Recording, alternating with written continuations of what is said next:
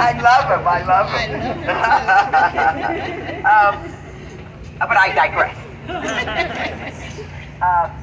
We are working on holding these platforms accountable for live streaming, violence, death, and destruction in our midst. We're holding these companies responsible for making sure that they partner with the American people to keep us all safe.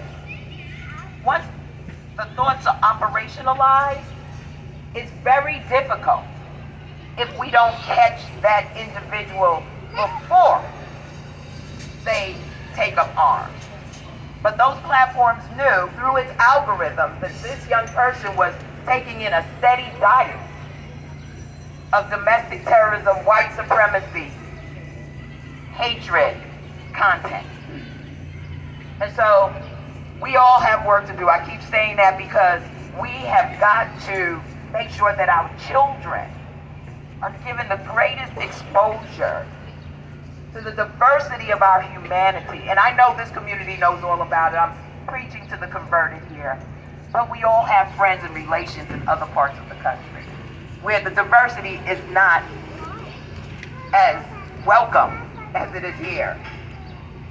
We need to drill down and really send an army out there to teach love, to preach love, respect for one another.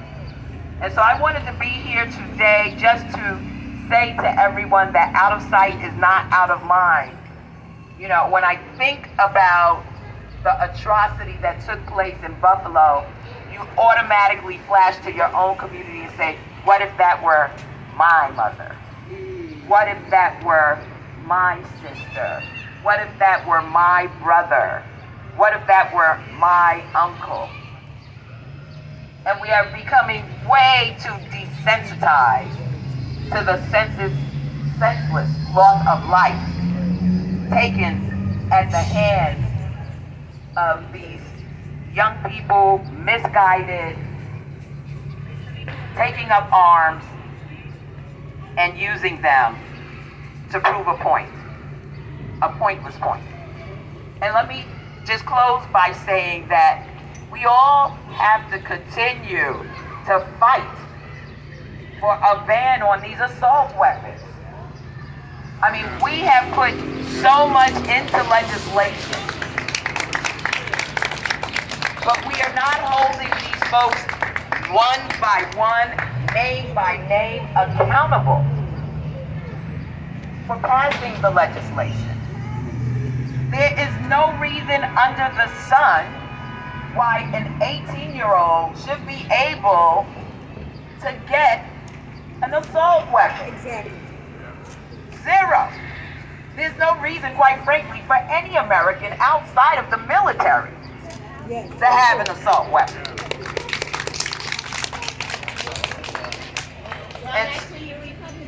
Listen, we tell them every week as a majority in the House of Representatives in voting the bills out without any of their support. We had one Republican vote for an anti-domestic terrorism bill. One Republican. One.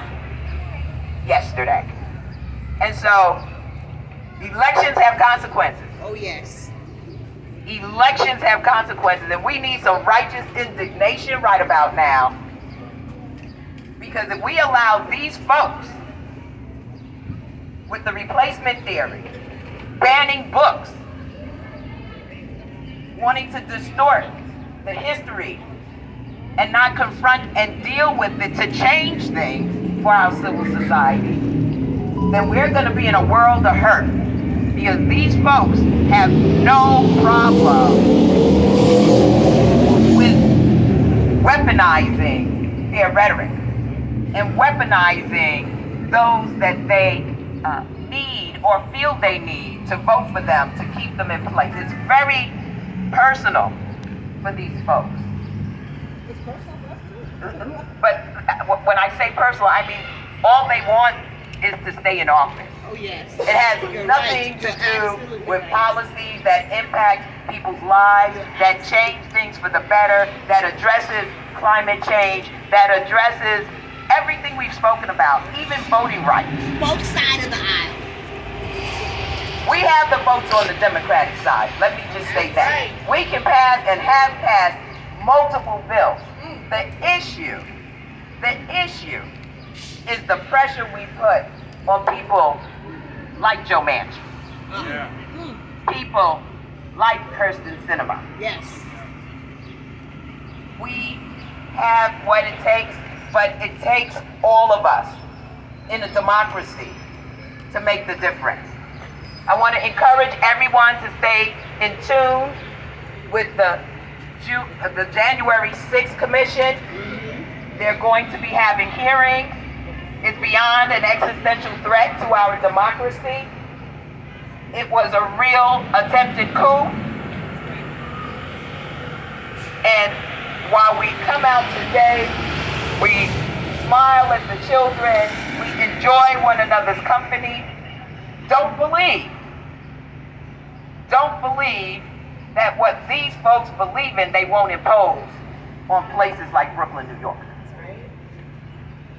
Don't believe that when Mitch McConnell says he will make the stripping of Roe v. Wade a national policy, he doesn't mean that. And so, I'm not about fear tactics. I'm about righteous indignation. So if you're angry, get in the fight. Fight, vote. If you're angry, get in the fight. Hey. These babies deserve more from us than, waiting for your congresswoman to cast a vote. Amen. They need us to be out there. They need us to be texting, tweeting, setting up Facebook groups, whatever you do, Snapchat, all these other platforms that we use to communicate with one another.